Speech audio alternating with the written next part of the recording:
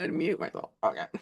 Hello and welcome to York Universe, the Astronomy and Astrophysics podcast, written and presented by the students, faculty, alumni, and friends of York University. You will now find us wherever podcasts are distributed. I'm Mary Helen Armour. I'm one of your hosts for this evening, and I am joined by Sana Withers, one of our graduate students here who works in the observatory.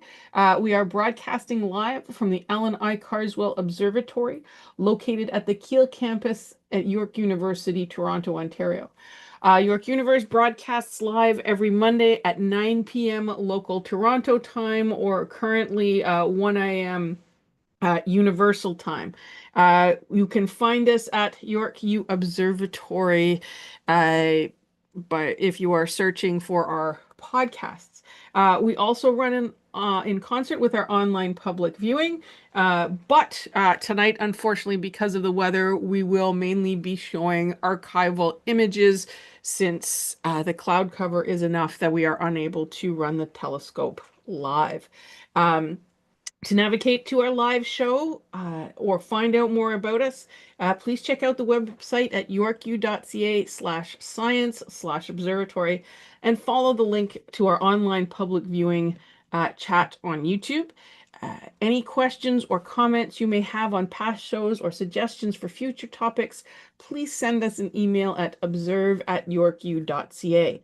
You can also always connect with us on Instagram at that York U Observatory or on Facebook at Allan Cars Web Ob. All of our programs are free, but if you'd like to make a donation, there is a link for that on our webpage. During this, we do monitor the chat for questions, and we will post some content. Again, tonight's weather isn't looking very good, so we will be showing archival images, right? So let's get on to our show this evening, and we'll talk a little bit about space astronomy history. And I'm going to start off talking a little bit about transits of Venus.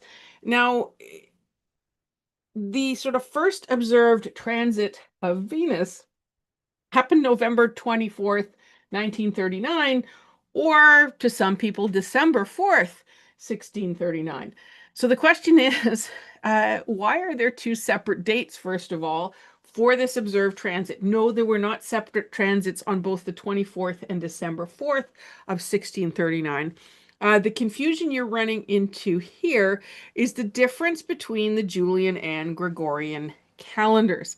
Of course, if you remember any of your sort of history around Copernicus and calendars, of course, in the late 1500s, the church realized that there were problems with their calendar.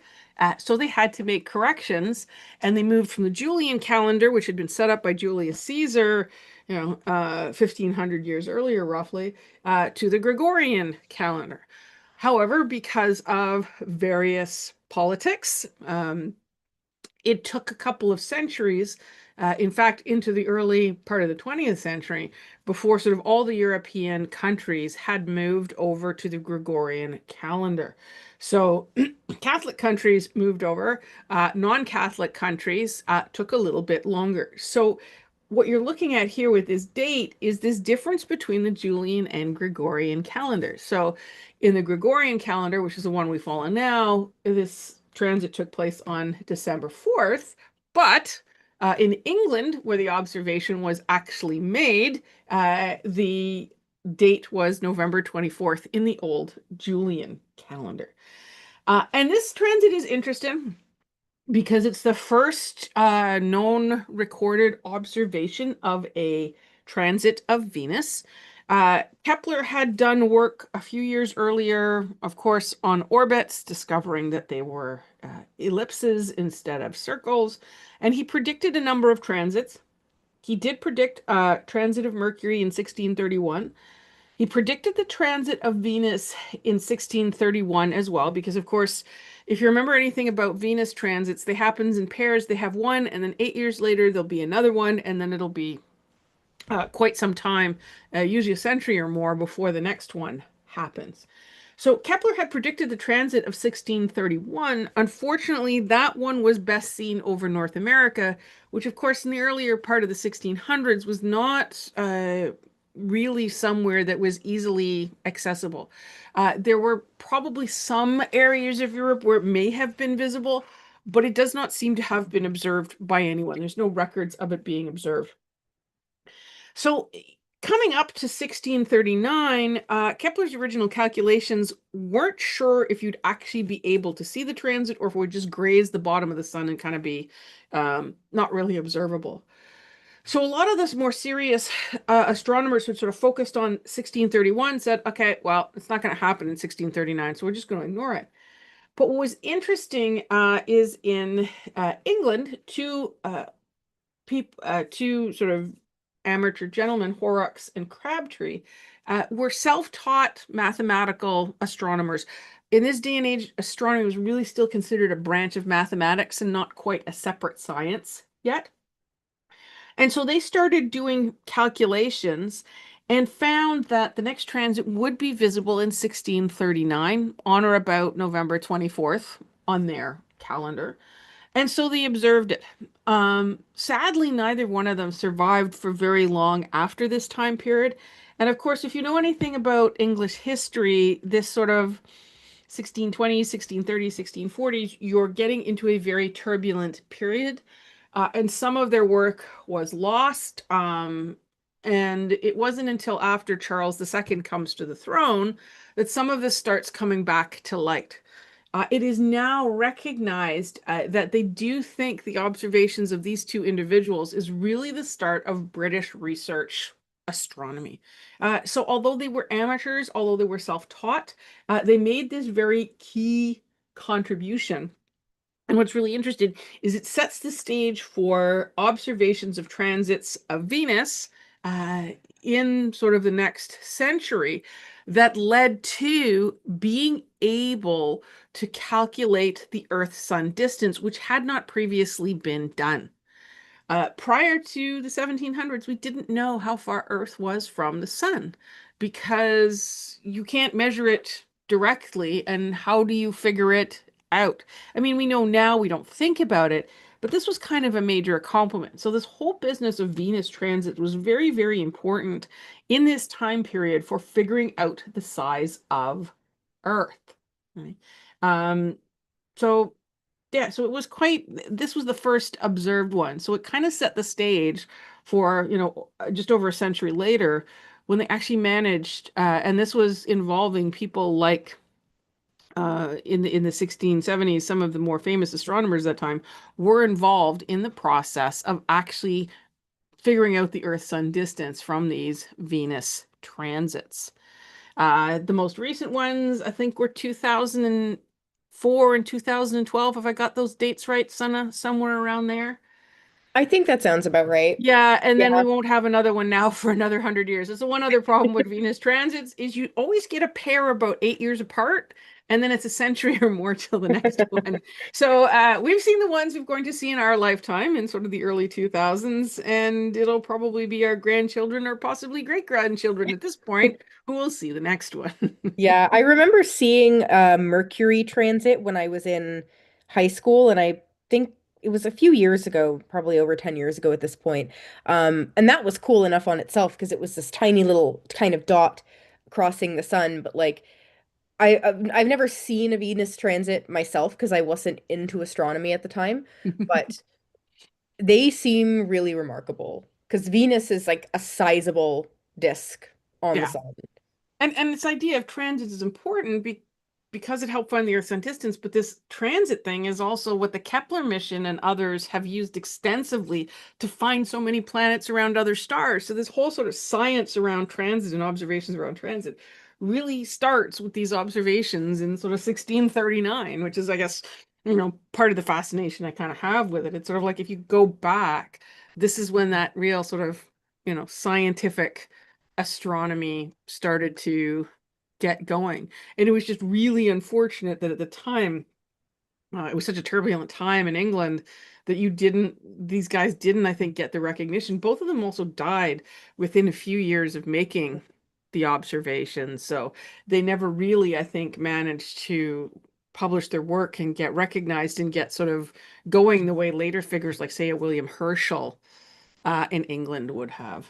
Yeah. So Yeah, have you ever seen a Venus I or don't think I actually, I mean, I remember all the talk of it around like 2004, 2012. I certainly remember them talking about it. I don't actually remember observing it though. yeah, I really wish I would have been able to see a Venus transit, but I don't think that's going to happen unless unless a miracle occurs. It's not going to Or we happen. become much longer lived. Yeah. Yeah. So, Yeah. But I guess continuing on with we've got a bit of a solar system theme going for this week in history. So I've got a very unique history item because we can only ever have one of these types of history items, at least to present day, which is the only recorded instance of a human being hit by a meteorite. Now, this happened to Anne Elizabeth Hodges in Alabama on November 30th, 1954.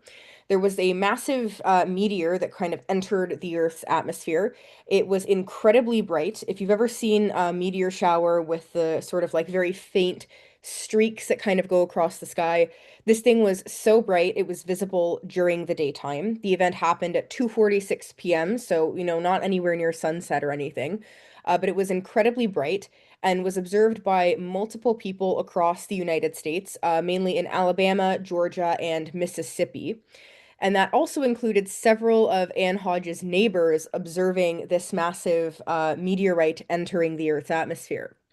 Now, as it entered the atmosphere, it started to burn up, which is what made it so bright, crazy bright in the first place, and eventually ended up splitting into two pieces. One piece crashed into just kind of the ground in one of Anne Hodges' neighbors, which ended up being a couple miles away from her house. It was initially found by a farmer who had kind of just picked it up and ignored it because it looked like maybe a funky shaped rock, and he didn't realize the significance at the time. But the other half, unluckily, crashed through the roof, ended up hitting kind of like a little radio console, bounced off of that, and then hit Anne Hodges in the abdomen, waking her up from a nap, which has to be the craziest way to be woken up from a nap. Um, Kind of wild that it ended up just like hitting her in the abdomen. Thankfully, she wasn't injured severely, so it did leave a massive bruise and it does look very painful and unpleasant to happen, but there wasn't any kind of long-lasting or life-threatening damage. But Anne Hodges was at home with her mother at the time, and they were both very, very confused about what exactly happened. The house was initially sort of filled with dust and other sort of junk that the meteorite would have kicked up as it crashed through the roof. And their initial thought was, oh my God, the chimney collapsed. So they were a little bit confused, took them a bit of time to figure out what was going on. But when they eventually realized that the chimney had not collapsed and there was something else very weird going on, they ended up calling the police and the fire department, and a whole bunch of people ended up hearing about the incident of Anne Hodges being hit by a meteorite. Once that happened, the farmer who had initially sort of found but ignored the other half of the meteorite in his field ended up going back to retrieve it. And this is an interesting thing to do or it was a very smart thing to do, because sometimes you can actually sell these meteorites for quite a bit of money. And that's what this farmer did. He ended up selling it for quite a decent amount of money. I don't remember the price tag on it, but he was able to buy a couple of sort of higher ticket items or higher price items for the meteorite that he sold. It ended up landing eventually in the Smithsonian, so it is in a museum that theoretically you could go see the meteorite at some point. But the other half of the meteorite that actually hit Anne Hodges has a bit more interesting history associated with it, which is primarily because Anne Hodges did not own the house that the meteorite hit her in. So, because she was renting the house from her landlord, there was a bit of a legal dispute there about who actually owns this meteorite. Is it the landlord because the landlord owned the house that it kind of crashed through the roof and destroyed? or is it Anne Hodges because she was actually hit by the meteorite and has a massive bruise to prove it? But long story short, after a bit of a dispute, the Anne Hodges ended up paying her landlord $500 to keep the meteorite, but then couldn't find a buyer for it, unfortunately. So, of all things, she kept it as a doorstop for a few years, and eventually the meteorite made its way to the Alabama Museum of Natural History. So the entire meteorite itself is kind of unofficially known as the Hodges meteorite, which makes sense because it named after the person it hit. And the half of the meteorite that actually ended up hitting Anne Hodges weighs 8.5 pounds. So it's a pretty, It's a good sized rock to get hit yeah. by. Especially like coming crashing through the roof. Like it was good it didn't just hit her standing on the street or something, because like it slammed through the roof and then hit the radio console and then hit her, and it still left this like massive painful bruise. So I guess it was a really good thing that it did all of that to help kind of slow it down a little bit. Yeah. But yeah, before anybody listening starts worrying about something like this, just keep in mind these are like incredibly, incredibly rare events. So, like I said before, this is the only instance of a meteorite actually hitting a person. This is partly because the Earth is actually really massive, so a lot of the meteorites that hit the Earth won't actually land in inhabited areas. They'll kind of land somewhere in the ocean. The other thing is the meteorites have to be ridiculously huge to actually have a sizable, amount of a meteorite hit the surface and survive to the surface. Most of it will just burn up in the Earth's atmosphere, which will like seriously reduce the size of the meteorite. So this really isn't something anybody needs to be concerned about just because it's so rare. But one interesting thing was that in 1972 in Venezuela, there was actually a cow that was struck and killed by a meteorite. So unlucky for the cow, but there has never been another instance of a human being hit by a meteorite, which is a Yeah. good news. Yeah, I mean, I mean, the probability of any one location getting hit is so low. Hmm. It's not very. The only other interesting one I remember is somebody's car. I think it was like 1960s, early 1970s, getting tagged by a meteorite. And I've seen pictures of the car and the damage.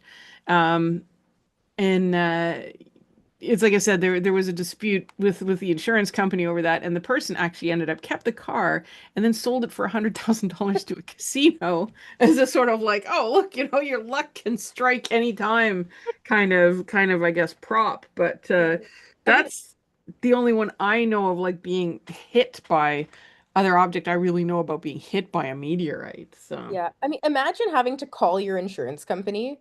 Like my car got hit by a meteorite. Yeah, how does the person at the other end of the Like phone end up reacting to that? Like my first, Um, if someone told me that, my first thought would be like, this has to be a scam. yeah, I Like, know. It's sort of like, and I mean, it's how like, do you, yeah, there's got to be some kind of process of going through to like prove this was a meteorite, right? Or yeah. something for like insurance claims, but Yeah, but yeah. I think with the car one, it was like there was actual video evidence of the thing coming in, so they could actually track it to some extent. But like you said, these things, I mean, this makes like getting hit by lightning seem common. Yeah. This is so rare, right? Yeah. But So it yeah, makes fun this week in history items because it's yeah, so rare. yeah.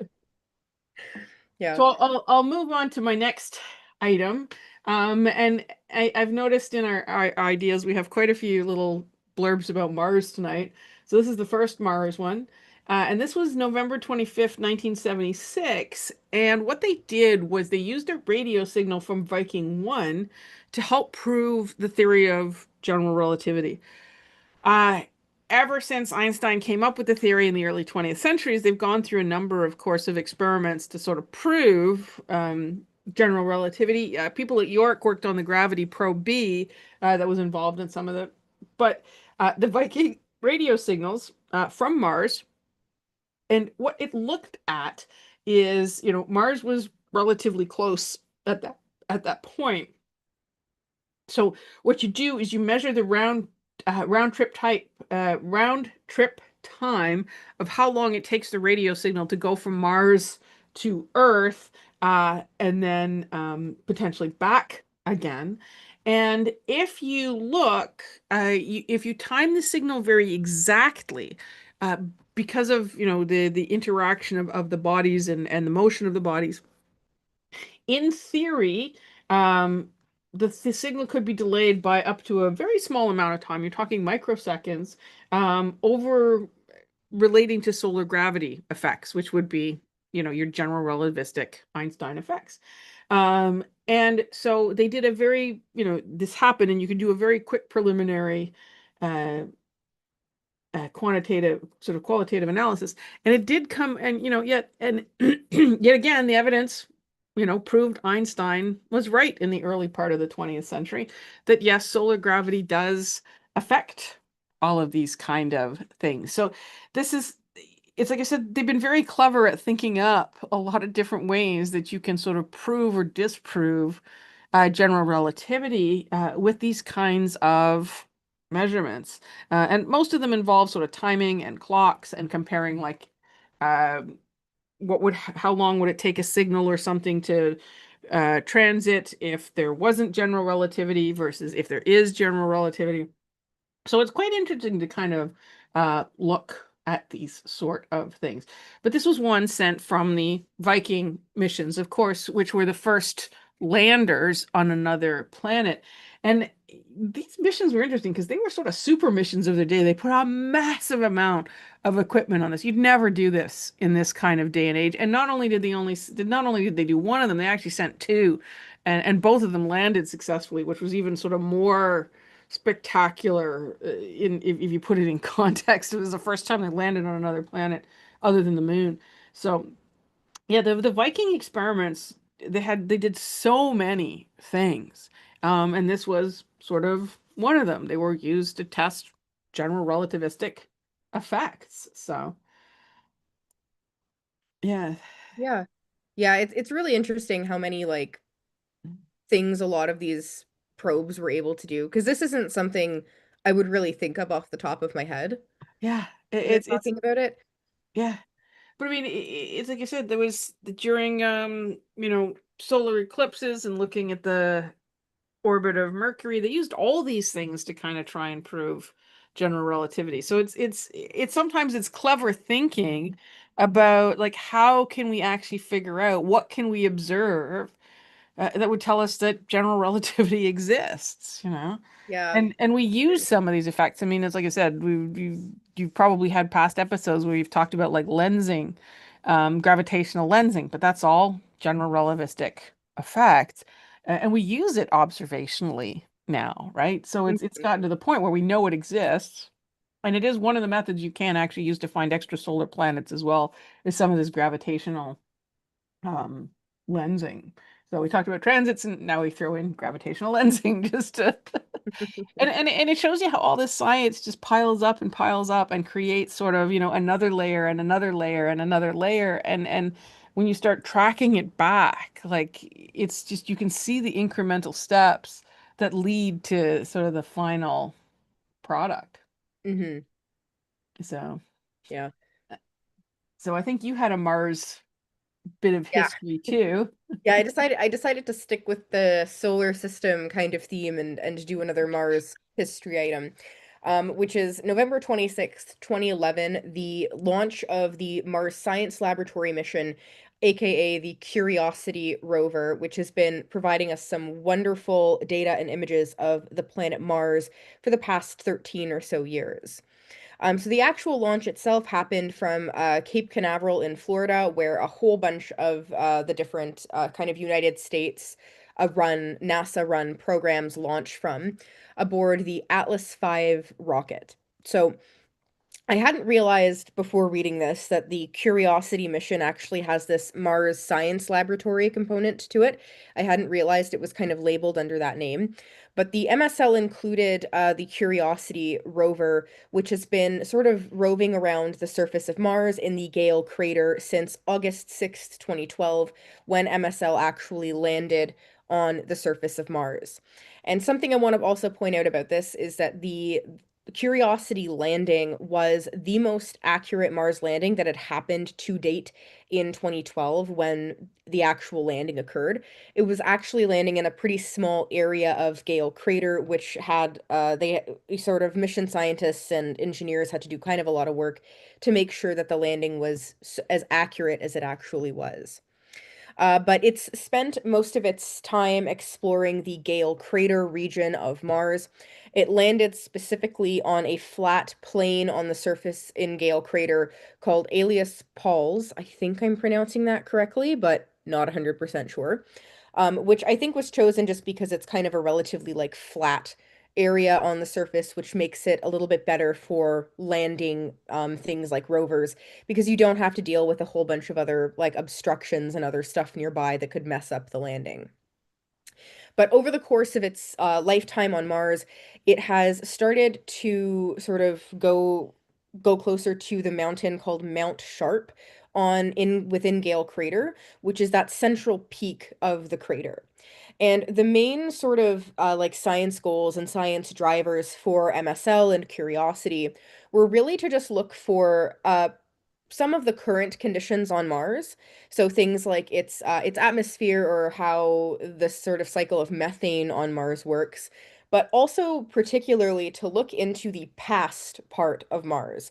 So looking for any evidence of past life, and if not past life itself, if there were conditions on Mars that could have supported potential life. So kind of looking for molecules and elements that could be very important for life, or even evidence of water. And that's kind of two of the really main science highlights or key sort of science results that have come out of Curiosity is that the ancient Mars actually had conditions that could have been suitable for life. It's not that it's discovered life on Mars, because it hasn't, but it's sort of discovered that there were conditions that could have been suitable to that in the past. So, first of all, it found evidence of these very long-lasting sort of rivers and lakes in Gale Crater. These things would have lasted for about 1 million years. Some of them would have been very, very shallow, but you could have others that were sort of like waist height lakes on in Gale Crater. And this discovery was made through a couple of different ways. One of the ways was Curiosity found evidence of these sort of smooth and rounded pebbles on the surface of Mars that could have sort of been influenced by little lakes or rivers on the surface in Gale Crater. And then the other part of this discovery was that kind of up Mount Sharp, Curiosity discovered evidence of these rocks that would have formed as mud in shallow lakes in Gale Crater. It also ended up discovering that Mars used to have a much thicker atmosphere in the past, so it would have ended up losing both its water and that thicker atmosphere through a process that's actually still being studied today, both by orbiters and by Curiosity itself. And then one of the other very interesting discoveries out of Curiosity is that it has a some systems that are able to actually drill down into the surface of Mars to analyze the sort of composition of the Martian soil. And in this, while it was drilling and sort of analyzing the different compositions of different soils in Gale Crater, it found evidence of a lot of elements that are important for human life. These include things like nitrogen, oxygen, carbon, sulfur, which, you do need to support life as we know it. And it also found evidence of organic molecules, which are kind of just the building blocks of life. So while it didn't actually find evidence of life itself on Mars, it did find evidence of these very important molecules and elements and things that you really need for life. So in theory, life could have been supported on Mars in the past, which is one of the things that Curiosity was kind of meant to look for and meant to discover. And one other thing I want to point out about curiosity is that it actually has a pretty strong connection to Canada and science in Canada. There's an instrument on Curiosity called the Alpha Particle X-ray Spectrometer, or APXS, which is one of the things that it uses to study the chemical composition of the Martian soil. That project was actually led by a Canadian in from the University of Guelph, Dr. Ralph Gellert. And then today, there are multiple Canadian scientists who are actively working on Curiosity, including York University's own John Moores, who has been on the show as a guest in the past. So very interesting connection to Canada and sort of happy launch anniversary to the Curiosity rover. Yeah, I mean it's pretty spectacular when you look at these missions that are only supposed to last 2 or 3 years, and 13 years later it's still going. Yeah, Yeah. the other interesting curiosity discovery that I always kind of found fascinating is the other thing it looked at was methane in the atmosphere. Because Hmm. prior to this launch, you had some observations potentially of methane in the Martian atmosphere, but it was very suspect because it has to go from Mars through Earth's atmosphere to detectors down here. And there were some people who were like, well, maybe it's actually just methane in Earth's atmosphere that you're kind of catching and you're not really seeing it on Mars. But Curiosity did prove that there is methane in the Martian atmosphere, and even more, there's a seasonal variation to it, which is sort of very, very interesting because, of course, on Earth, a lot, not all by any means, but a lot of the methane that's produced is from biological activity, from various kind of cellular metabolism. So that one's also sparked a lot of interest. It's at a very low level, but it's kind of interesting that, you have these kind of results from Curiosity that are so suggestive of life.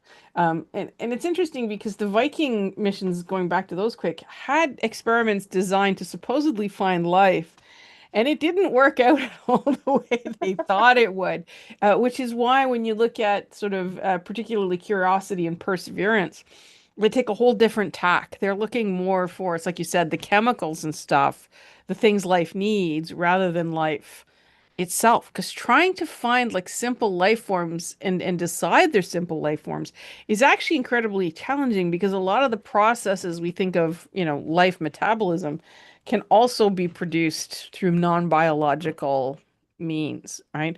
So they Mm. decided to take, I think with these ones, take a step back and let's look for what life needs rather than life itself. And then maybe we can go from there. Because Viking in some ways was overly ambitious in some of the experiments they had to try and find life on Mars. So Mm. Yeah, I'm curious. I think I've mentioned this on the show before, but I'm curious kind of what the like boundary for saying like, we discovered life on Mars is actually going to be. It's kind of a similar question for like exoplanets with the whole biosignatures kind yeah, of thing, where you're finding a whole ton of exoplanets that have these potential biosignatures, but it's not actually, yeah. life. Because it's like the catch is a lot of these things that'll produce biosignatures can also be produced by non-biological means. I mean, methane can be produced geologically, and so the signatures are a starting point.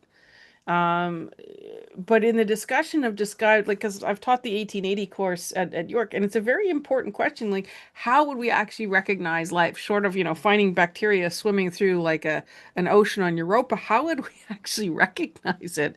Um, One of the things that we think, though, is quite key is, if you ever found an oxygen-rich atmosphere, that's sort of a dead giveaway, because oxygen is so reactive and it's not produced in those kind of quantities through non-biological means.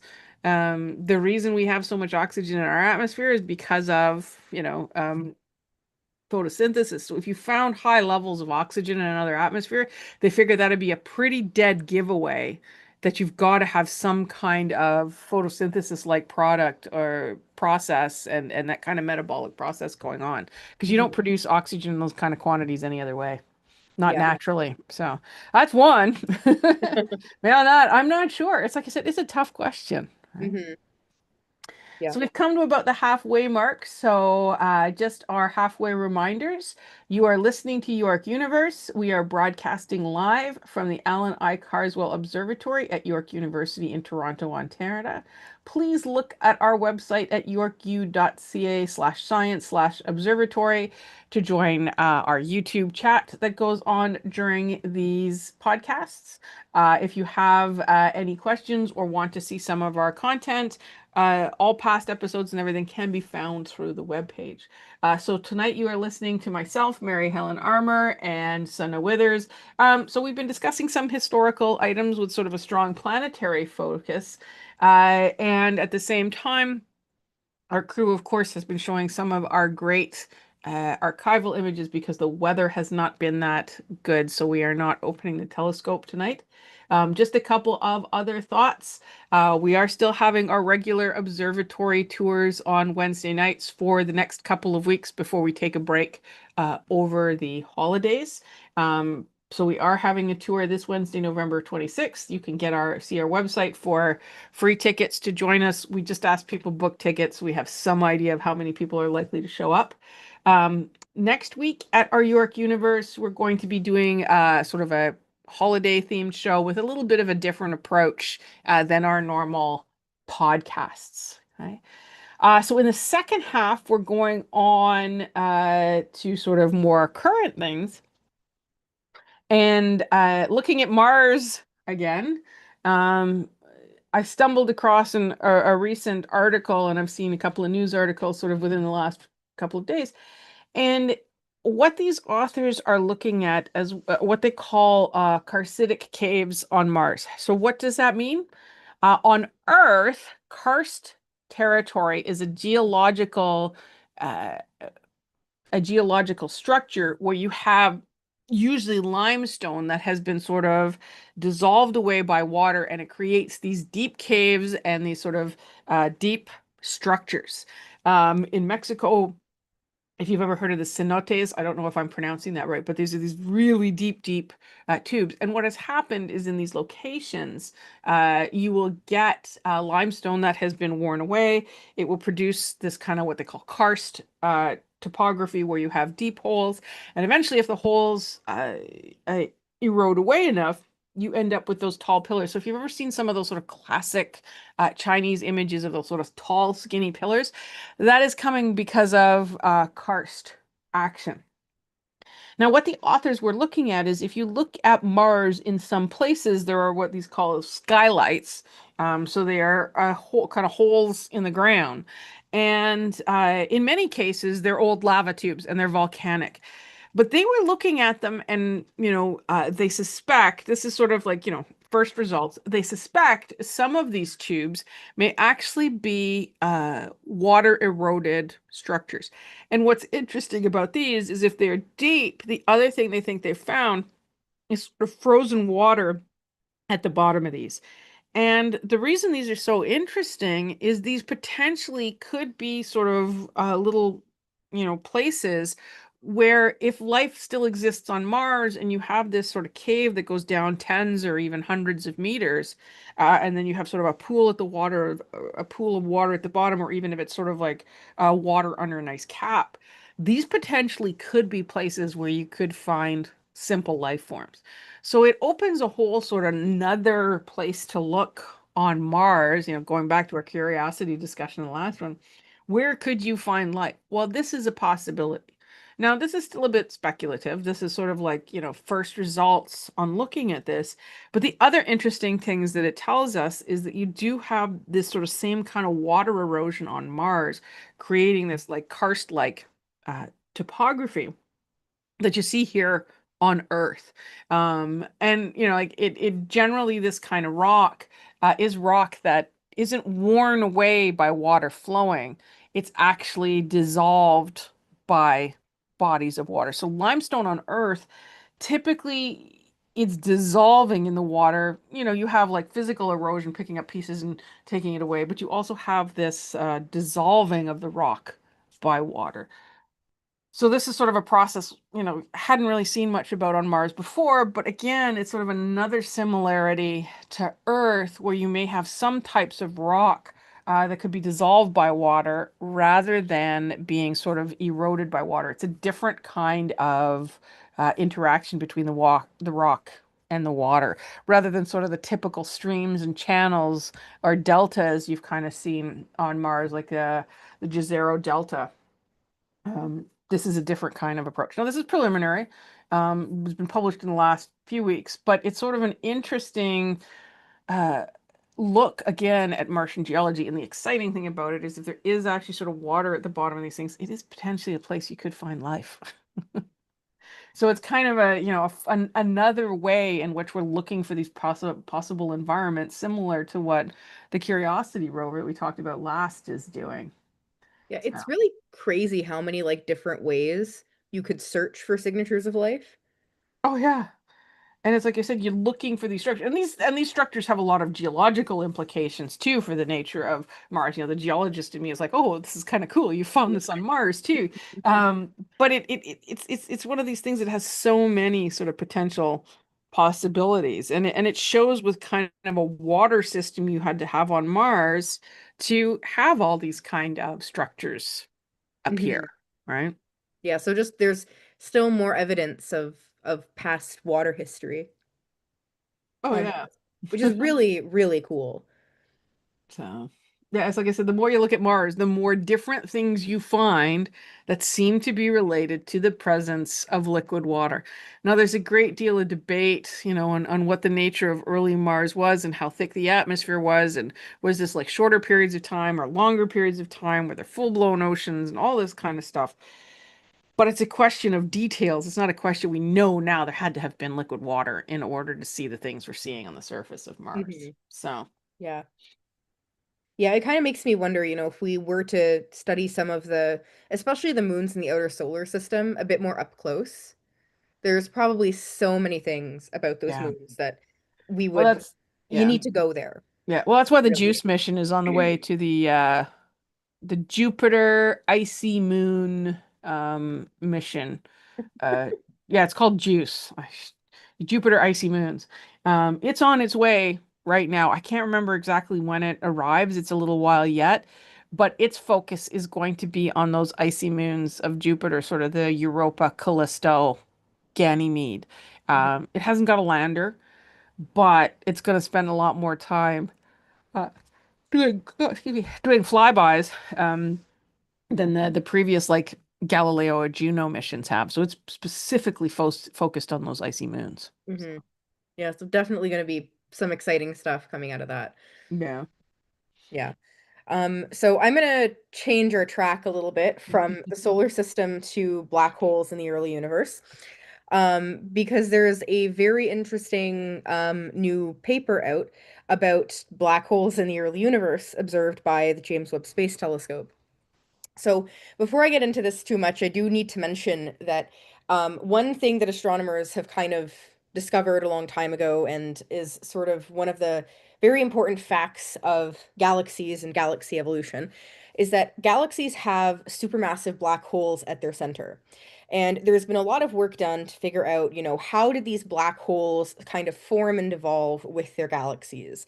So it's kind of like a chicken and the egg kind of debate, which came first? Was it the black hole or was it the galaxy? And did one sort of form around or because of the other? Now, based off of existing data, there is a pretty regular relationship between the size of galaxies and the size of their black holes. So, to first order, more massive galaxies have more massive black holes, which kind of indicates that there's some sort of relationship that the black holes and the galaxies kind of grow and evolve together. But as JWST has done with several different things, when you start looking at things through James Webb in the early universe, you start to find some very odd things that are kind of throwing into question some of the things that astronomers have kind of just figured out and decided on based off of a whole whack of data for galaxies that exist in like a later period of the universe's evolution. And one of those things that were discovered in 2022, pretty much immediately after JWST started releasing data to the public, is something called little red dots, or LRDs. And they're named this way because that's pretty much exactly what they are. They're these very, very small and compact galaxies. They just look like these little dots in the images, but they are remarkably bright and remarkably red. And current understandings of black holes and galaxies really can't explain these things. Particularly, they're calling into question sort of how galaxies can end up kind of this dense, but be in this tiny little area. So if you go with the galaxy interpretation, they're just kind of unphysical and you can't really explain them very well just based off of the fact that there's only a limited amount of space that you can pack a ton of stars and gas and other stuff into before it just gets way too dense to exist. And on the kind of black hole end, what you end up seeing are these black holes that are just way too massive for what you would expect a black hole in a galaxy of that size to be. So there's been a whole whack of research done into exactly what these little red dots are. There's been a couple of kind of going theories for what they are, and a couple of people have tried to explain them in some interesting ways, but there's kind of been nothing conclusive yet. And there's still quite a bit of a mystery. So the exact nature of these things is going to influence things like the way that we understand galaxy formation and evolution along with their black holes. But recently there was a very interesting little red dot that was discovered by the name Canucks LRD Z8.6, which is named after the survey that it was discovered from Canucks, the Canadian Nearest Unbiased Cluster Survey, which is one of the major Canadian programs for JWST that came out of Canada's contribution to the telescope Nearest. LRD for Little Red Dot. And the Z8.6 just mentions that it's at a what we call a redshift of 8.6, meaning that it's found when the universe was only 570 million years old. So this is very, very early in the history of the universe where things haven't really had time to form and evolve and get really massive. And this is what's very odd about this little red dot is that the black hole at the center of this little red dot is absolutely massive. It is way more massive than what you would expect based off of the size of its host galaxy.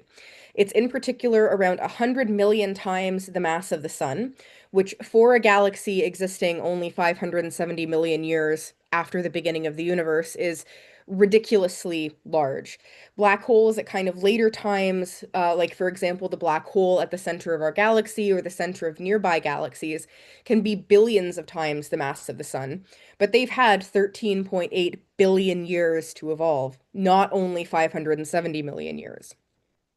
The other really interesting thing about this is that when you take a spectrum of this galaxy with JWST, you can actually see evidence for gas that's swirling around the central region or the black hole in this LRD, which means that this black hole is sucking up material that surrounds it at a very, very, very fast rate and growing really, really quickly, which again is not really something you see at this sort of early times within the history of the universe. It's generally something that would take kind of a longer time to reach a point where galaxies can get that massive and black holes can get that massive and really start to pull in matter from their surrounding. So it's a very unique, a very interesting object, and it will definitely influence kind of our understanding of the way that black holes and galaxies kind of evolve together, potentially even help us understand little red dots a bit better. So there will be more follow-up observations of this little red dot, particularly with ALMA, which is a massive radio telescope in the Atacama Desert, to understand some of the other properties of the galaxy and the black hole at the center, and hopefully understand a bit more about what it looks like. It's like you said, every time you have a new telescope, you discover new weird and wonderful things. Yeah. It's sort of like it's so fascinating if you look back over time, like how every time you have these technological improvements, you have all these new discoveries, particularly in astronomy. Mhm. It's sort of like every time there's a bump in the technology, when we found CCDs, when we, launched spacecraft, when we got something like even Hubble and then JWST, it's sort of like every time you get this new tool, like there's all this stuff and all these other questions that open up, and then all of a sudden some of your assumptions are like, oh, wait a minute. Maybe we weren't quite right about that. Yeah. One of the funny questions that I always see is like what you define as early universe changes depending on what telescope you have. Because like all of a sudden with the Hubble Space Telescope, it had a pretty hard frontier where it just couldn't really see anything further away than what we call redshift 11, which is more distant than this galaxy by a couple hundred million years, but it really couldn't see anything past that. So when I think you hit something like 500 million years or something from the Big Bang, you really couldn't see anything that was earlier. But now James Webb has completely turned that on its head because it's seeing like increasingly younger galaxies in the early universe. So it's kind of a funny thing. Sometimes I'll read a paper and I'll get a little bit offended at like, you're saying that is sort of early universe. I disagree. Oh yeah, and it's like I said, the definition changes constantly as you can look further and further back, right? If you can, as you can sort of peer into these sort of earlier and earlier stages of the universe, what's early Yeah, gets because pushed like back. And I mean, and eventually they're probably, I don't know if they've really done it formally, but eventually I think they're going to have to define like ages of the universe. There's a bit of that already because of sort of the stages of the Big Bang when you had decoupling and there was antimatter and that kind of thing. But eventually they're going to have to come up with ages of like, okay, well, up to this point when galaxies started to form, and it's something more formal. I mean, the ideas are out there, but I think they're going to need some formal definitions as they it's go further and further back in time. it's funny you mention that because every year people will publish joke papers on April Fool's Day. And I think it was last year or the year before, somebody published a joke paper doing exactly that. And I know it was a joke paper, but I actually really liked their definitions. Because Well, there it and was sometimes those are kind of tongue in cheek, but they're like pointing out, a need. And and sometimes those definitions can be a little uncomfortable because, of course, when they finally defined a planet, poor Pluto got kicked out of the family. Um, so I remember one year my husband bought me a t-shirt that said, "Okay, when I was a kid, there were 9 planets." Um, which was great, but it also starts to indicate how old you are. yeah. But yeah, but it's like I said, it's interesting, like how you kind of define these things and how the definitions change, and you have to be flexible with that. And people think it's a defect of science, and it's like no, it's part of the process of as you sort of get this better and better technology and understanding. Yeah, your definitions are going to change, and your understanding is going to change. That's not a defect. That's just the nature of science, right? I mean, And if you go back it's and read papers from like 30 years ago, sometimes it's worth a chuckle and you're like, yeah, but that's what they knew at the time, right? Yeah. And it's exactly what these telescopes are kind of designed to do. So like, you can argue about all of this really cool science that it's going to be able to do and all of these questions that this new shiny thing is going to be able to answer. But like in a way, the more interesting thing is all of the new questions that you're going to start to ask when you look at your data and go, what's going on with that? That's weird. That shouldn't be there. So Yeah. in a way, kind of the stuff that you don't even think about and you don't even know exists is kind of the more interesting part of it. Yeah. Yeah, so I have one last little planetary blurb to sort of follow up on.